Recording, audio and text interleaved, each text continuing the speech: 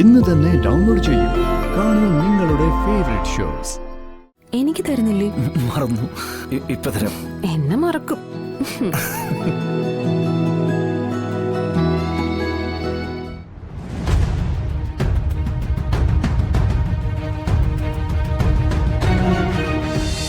മോളിങ് വന്നേ.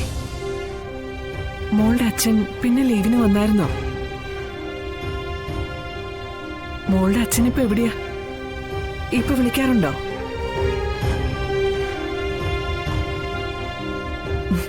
മോളെ പറ, വിളിക്കാറുണ്ടോ? അമ്മയുമായിട്ട് എങ്ങനെയാ വിളിച്ച് സംസാരിക്കാറുണ്ടോ? അച്ഛൻ പറ മോളെ, അച്ഛൻ വിളിക്കാറില്ലേ? മോൾക്കറിയാലോ സത്യാമ്മയും അമ്മയും തമ്മിലുള്ള വഴക്കിന്റെ കാര്യം.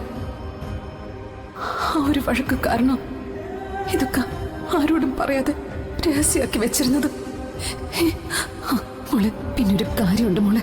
മോള് ഇതൊന്നും ആരോടും പറയരുത്. പറഞ്ഞ പിന്നെ വലിയ വഴക്കാവും. പിന്നെ അച്ഛൻ ദിവസവും വിളിക്കും. എന്റെ പഠിത്ത കാര്യങ്ങളൊക്കെ തിരക്കും. അമ്മയായി സംസാരിക്കും. 2 മാസം കഴിയുമ്പോ ചിലപ്പോ ലീവ് കിട്ടിയാ വരും.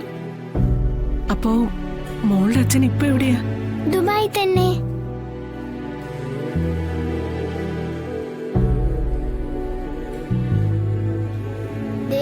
സത്യയുടെ അച്ഛൻ വന്നിരുന്നോ? അപ്പോ സത്യയുടെ അച്ഛൻ അത് തന്നെ.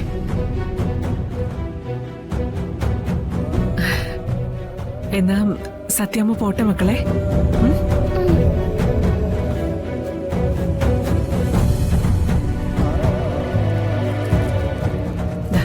ഇത് കഴിച്ചോ. നിങ്ങൾക്ക് രണ്ടുപേർക്കും കൂടെ വാങ്ങിയതാ. താങ്ക് യു സത്യാമ്മേ. ശരി മക്കളെ.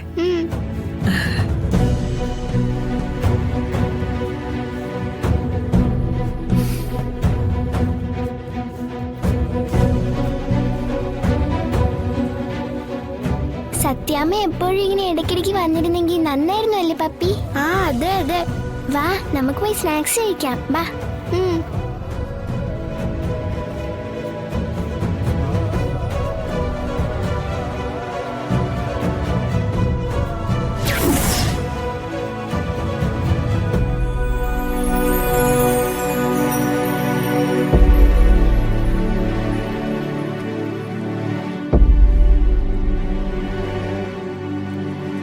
അനു ബിരിയാണി കൊണ്ടുവന്ന് വെച്ചിട്ട് ഒരുപാട് നേരമായി.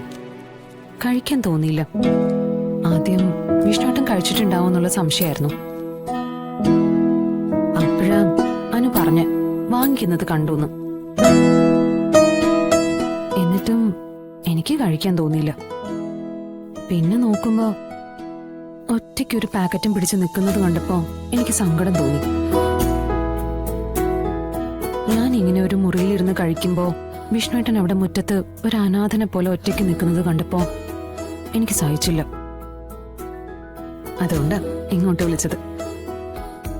എടോ, താൻ ഈ ജില്ലയിലെ കളക്ടറാ, ഞാൻ ഇവിടുത്തെ ഡ്രൈവറും. ഭാര്യയും ഭർത്താവൊക്കെ നമ്മുടെ വീട്ടില്. ഇവിടെ നമ്മളെ മേലുദ്യോഗസ്ഥയും ഞാൻ ഇവിടുത്തെ കീഴ് ജീവനക്കാരനോ. ഇനിയിപ്പോ ജോലിയുടെ കാര്യത്തിലാണെങ്കിലും അല്ലാതെ ആണെങ്കിലും നമ്മൾ തമ്മിൽ ഒരുപാട് അന്തരമുണ്ട്. ഇനിയിപ്പോ എത്ര ഇല്ല എന്ന് പറഞ്ഞാലും ഈ ഏച്ചു കെട്ടിയ മുഴിച്ചിരിക്കുന്നൊക്കെ പറയും പോലെ അത് മുഴിച്ചെന്നിരിക്കും. അത് ശരി. അപ്പൊ ഇത്രയൊക്കെ മനസ്സിലുണ്ട്. ഇതായിരുന്നു അവിടെ ആലോചിച്ചുകൊണ്ട് നിന്നത്. എന്റെ വിഷ്ണുട്ടാ, ഞാനേ എത്ര വലിയ പദവിയിലെത്തിയാലും എത്ര വലിയ സ്ഥാനമാനങ്ങൾ കിട്ടിയാലും വിഷ്ണുട്ടന്റെ ഇടവെന്നുള്ള ആ വിളിയിൽ അലിഞ്ഞില്ലാതാവുന്ന ഒരു സാധാരണ പെണ്ണിന്റെ മനസ്സാ എന്റേത്. ആ ഒരു മനസ്സിനെ എനിക്ക് തൃപ്തിപ്പെടുത്തിയേ പറ്റൂ. അതിനുവേണ്ടിയാ ഇങ്ങോട്ട് വരാൻ പറഞ്ഞത്. ഇതേ കളക്ടർ ശാലിനി വിഷ്ണുവിന്റെ ലോക. ഇവിടേക്ക് എത്തി നോക്കാൻ ഞാൻ ഒരാളെ അനുവദിക്കില്ല.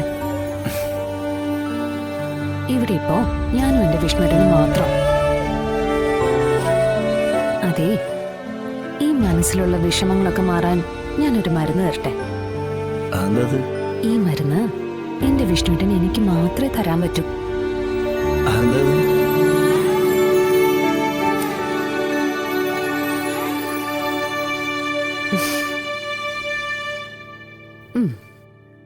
ഇപ്പൊ പകുതി സങ്കടം മാറിയില്ലേ? ബാക്കി പകുതി മാറാൻ ഈ ബിരിയാണി ദേ ഇങ്ങനെ ഉരുട്ടിയെടുത്ത് ദാ ഇങ്ങനെ കഴിക്കും. അത് വേണോ?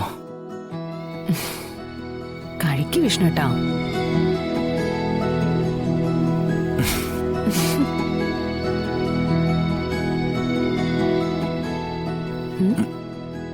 എനിക്ക് തരുന്നില്ലേ?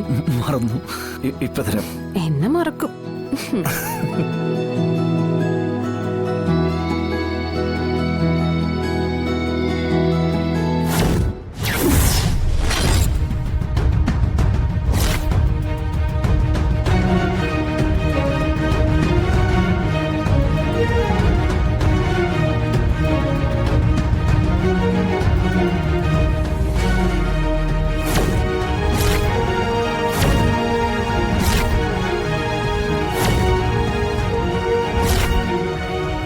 മതി, ഒരൽപ്പം വെള്ളം കുടിപ്പിക്കാനുള്ള വക ഈ വീഡിയോയിലുണ്ട്.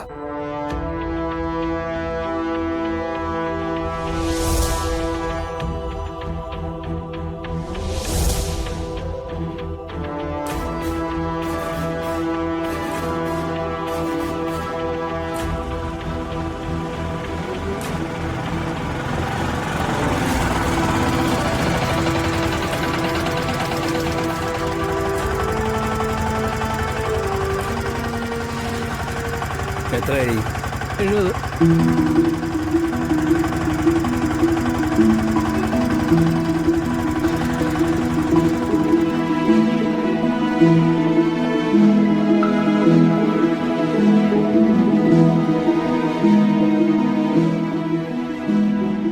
ആ പിന്നെ അച്ഛൻ ദിവസവും വിളിക്കും. എന്റെ പഠിത്ത കാര്യങ്ങളൊക്കെ തിരക്കും. മോളുടെ അച്ഛൻ ഇപ്പൊ എവിടെയാ? ദുബായ് തന്നെ.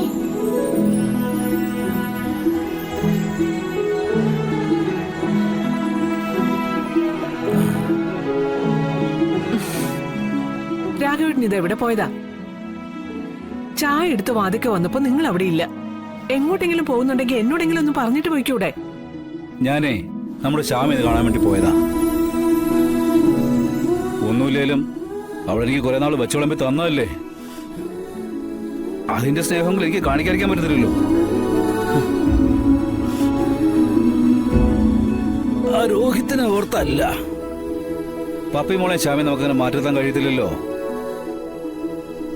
സുഖമില്ലാത്ത ആള് ഒറ്റയ്ക്ക് ഇങ്ങനെ ഓടി നടന്ന് വലതും വന്നു പോയാ ഈ പറഞ്ഞവരാരും ഉണ്ടാവില്ല. കൂട്ടിരിക്കാനും കാശ് മുടക്കാനും ഈ ഞാനേ ഉണ്ടാവുള്ളൂ. ഇപ്പൊ ഞാൻ പോയി തെറ്റായി പോയെന്നാണോ ഭാമ പറയുന്നേ? ഒറ്റയ്ക്ക് പോയതല്ലേ എനിക്ക് പരിഭവമുള്ളെന്ന്. ആ?